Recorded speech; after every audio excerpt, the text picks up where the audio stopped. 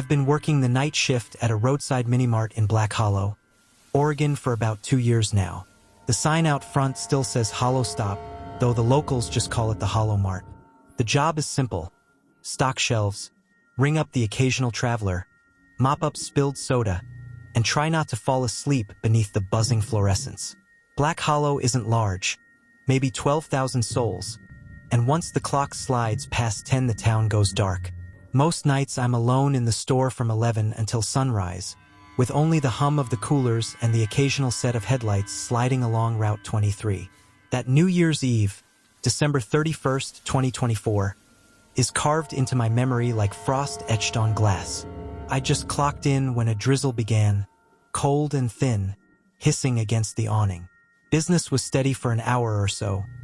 Teenagers grabbing soda before parties, older folks buying champagne because they'd forgotten. By midnight, the shop was quiet.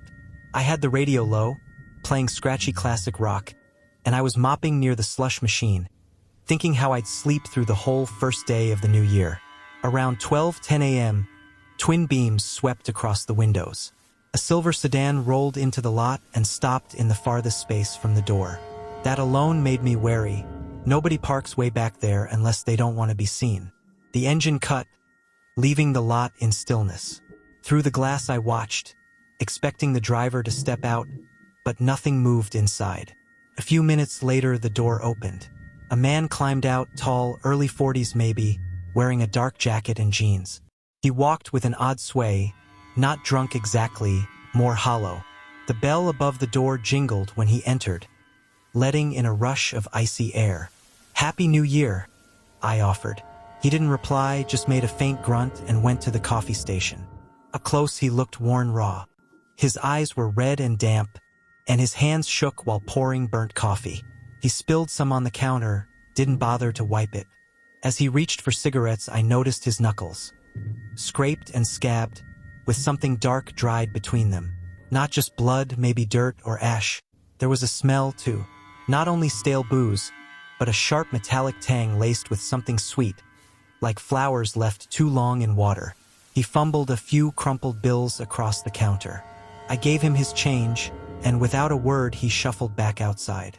Instead of leaving, he slid into the sedan and sat there, engine off, windows fogging faintly.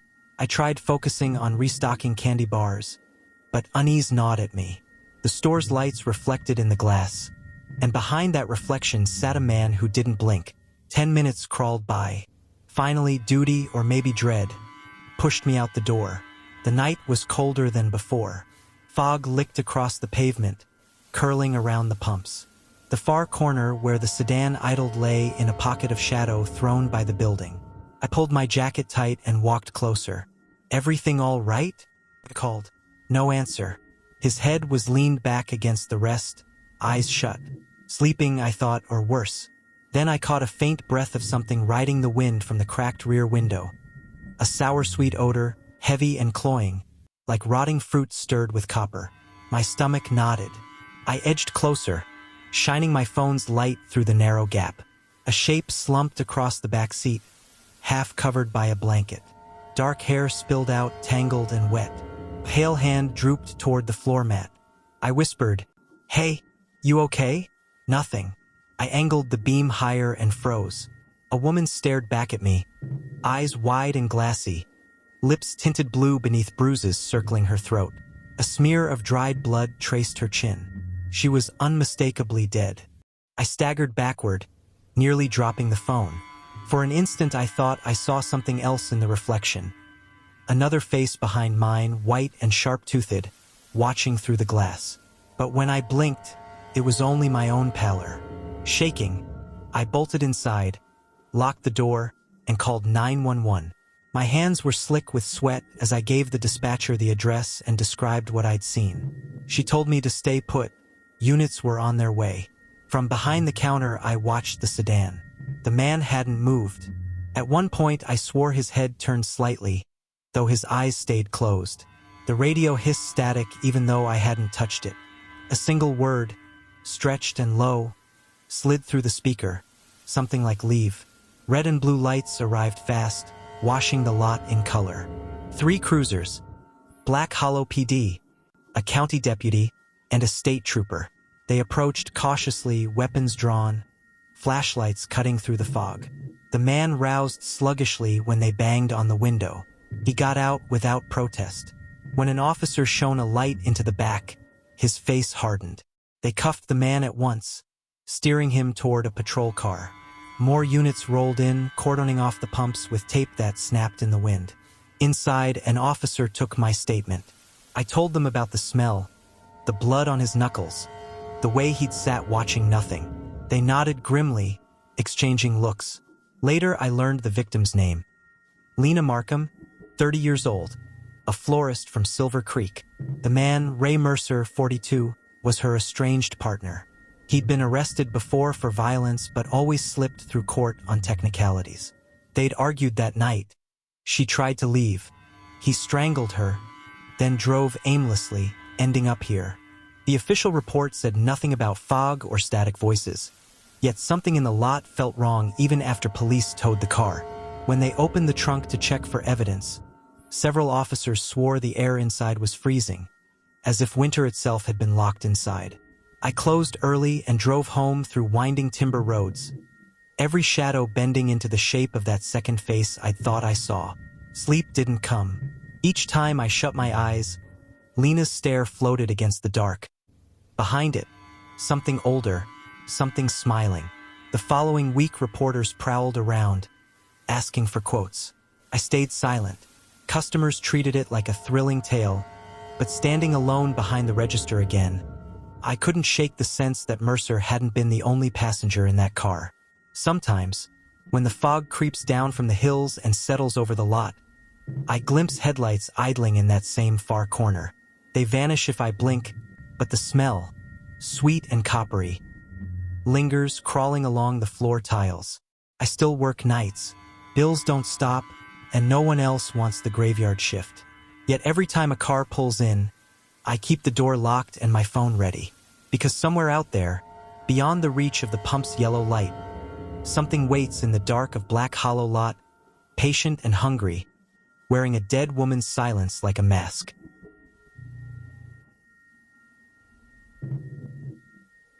I used to work nights as a janitor at a small 24-hour fitness center on Blackwood Avenue in Cedar Falls. It wasn't a fancy gym, just a place with old treadmills, fluorescent lights that buzzed and flickered, and a neon sign out front missing one letter. Most of the time, the sign looked half dead, like the building itself had given up. The job wasn't great, but it was steady, and I liked working late because it was usually quiet. The owner gave me the code to the alarm, a key card, and one strict rule. After midnight, the front door stayed locked. Members could still get in with their cards, but if someone forgot theirs, they had to come back in the morning. I liked the quiet.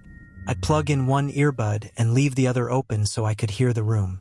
My old iPod was filled with songs from years ago, not connected to anything. No calls, no notifications, just music and silence. That night started the same as any other.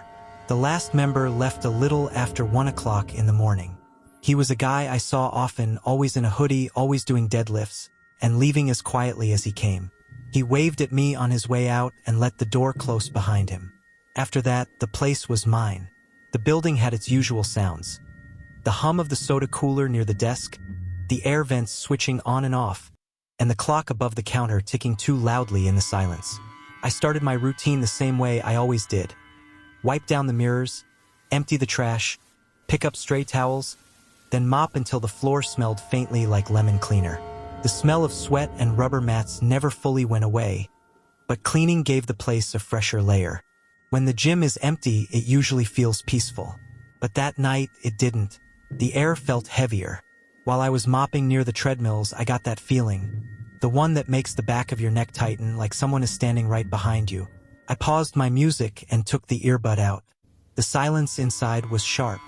The only sounds were the hum of the cooler and the air system clicking. I turned toward the front windows. The parking lot outside was mostly dark. My car sat close to the door, and under the far streetlight, I saw a beige pickup truck. It had been there when I arrived, but I hadn't seen anyone get in or out. I stared at it for a moment, then shook my head and told myself not to overthink. People left their cars parked overnight all the time, but when I looked back at the glass, I thought I saw something move. A shadow slipped across the reflection of the treadmills. Fast, like someone had passed in front of the window. I froze, staring, but there was nothing there now. The blinds swayed lightly, as if someone had brushed them with a hand. I went to the front desk and checked the cameras. The system was old and only showed 4 angles: the door, the cardio machines, the free weights, and the hallway to the locker rooms. Each feed looked empty. The front door camera washed everything out, so the outside looked too bright, like a glowing smear. When I walked back, I saw a mark on the glass. It was faint, but clear enough. A crescent, like someone had pressed their forehead against it and slid off. I hadn't noticed it before. I took a rag and cleaner and wiped it away, telling myself it was left over from earlier in the day. Kids sometimes pressed their faces to the glass while their parents checked in. I went back to mopping, trying to shake off the unease. But a few minutes later, I noticed another mark, different this time. A single line, thin and straight, dragged down the glass near the handle like the trail of one finger. My chest tightened. That hadn't been there before. Someone was out there. I didn't want them to know I had noticed, so I kept moving slowly and walked toward the locker room hallway. The tiles echoed under my mop. I checked the stalls, pushed each door open, even though I knew nobody had come in. I looked under the benches and saw only dust and a lost sock. But the feeling of being watched followed me down the hall. Every mirror I passed showed me pale and stretched under the buzzing lights, like even my reflection was uneasy. When I came back to the front, the exit sign above the door flickered once. The blinds shifted again, though no air vent reached that far. Through a small gap, I thought I saw something pale in the truck's windshield. A face, maybe an oval shape, but it dropped out of sight almost as soon as I looked. I told myself it could have been a reflection. Then I heard it, a tap on the glass. Just one, soft and sharp, like the pad of a finger. Not a knock, just enough to be heard. Another came, this time to the right. Then silence. I held still, barely breathing, then forced myself to move. I didn't want whoever was out there to see fear. I backed up behind the desk and picked up the phone. That was when I saw him. At exactly 1:30 in the morning, he stepped into view. He wore brown clothes like a delivery uniform, but it wasn't right. The fabric looked thin and cheap, like it came from a costume store. No logo, no name tag, just plain brown. He carried a small box taped badly at the top. He walked up to the glass and leaned in, pressing his face flat against it. His skin flattened. His teeth showed in a wide smile that didn't move. And he lifted one finger. Tap. I froze where I stood. The smile stayed locked on his face. Too wide, too steady. I shook my head and pointed to the sign on the door that said, "Closed to non-members after midnight." I gestured no. He didn't move away. He mouthed something through the glass. The shape of the words looked like "let me in." He tapped again, slow and deliberate. I backed behind the counter, grabbed the phone, and dialed 911. My voice stayed calm because I had to force it. I told the dispatcher, "There's a man at the gym door in a fake delivery uniform. He's trying to get in. It's 1:30 in the morning. I'm alone." She asked if he had a weapon. I said, "Not that I could see." She told me to stay calm, that officers were nearby. While I was on the phone, the man started pacing the windows. He pressed his face against each pane, scanning the gym like he was inspecting it. He stopped at the office door, stared at the lockers, and looked down the hallway. At one point, he set the box down and used his shoe to push it against the door frame, like testing if it would wedge into the gap. I whispered what I saw into the phone. The dispatcher told me to stay locked in the office and wait. Minutes passed like hours. Then headlights swept across the parking lot. 2 officers stepped into view. The man grabbed the box and slipped into the alley at the side of the building. The officers shouted, but he vanished into the dark. One officer stayed at the front door while the other ran down the side. I stepped out of the office just enough so the officer could see me through the glass. He motioned for me to wait. I watched the cameras, heart pounding. The radio on his shoulder crackled. A voice came through. They had him down the street. He'd been seen trying house doors, same fake uniform, same box. The officers came inside and asked me questions. Did I know him? Did he try the handle? Had I seen the truck before? I pointed out the beige pickup under the light. They said they'd run the plates. I told them about the tapping and the box. One officer took a photo of the camera screen where his face was pressed to the glass. Even with the glare, that smile looked unnatural. The officer rubbed the door handle with a gloved finger and frowned at the smudges. Finally, they told me I'd done the right thing. They said they'd patrol the area until my shift ended. I stayed and finished cleaning because leaving early felt worse. I wiped every smudge off the glass, erasing the lines his fingers left behind. Each swipe felt like I was erasing his presence. When 3 a.m. came, I locked the doors and stepped into the parking lot. The beige truck was gone. The air smelled like wet pavement and stale water from the liquor store dumpster. I drove home, checking my mirrors constantly. Twice I pulled into gas stations just to make sure I wasn't being followed. No one was there, but my chest stayed tight until I parked under the brightest light outside my apartment. I even carried my mop bucket upstairs. It was silly, but I didn't want to leave anything behind. The next morning, the gym looked normal. The mirrors were clean, the windows clear, the smell of cleaner still sharp in the air, but I couldn't stop seeing his face pressed against the glass. That smile, the single finger tapping. Later that week, I heard neighbors talking about a man in a fake delivery outfit. He'd been knocking on doors late at night, telling people he had a package. Someone posted a blurry photo from a doorbell camera. The grin looked familiar. The police never told me what was in the box. Maybe it was empty. Maybe it was just a prop. Whatever it was, it wasn't a delivery. What scared me most wasn't the costume. It was his patience. No pounding, no yelling. Just slow taps, a smile that didn't move, and the sense that he could wait all night for someone to make a mistake. Now, whenever I clean the front glass at night, I remember that feeling. I remember how close danger can get without stepping inside. Sometimes the scariest threats don't scream. They don't kick the door or break the glass. They smile. They press their faces close enough for you to see every line of their teeth. They tap once, then again, and they wait.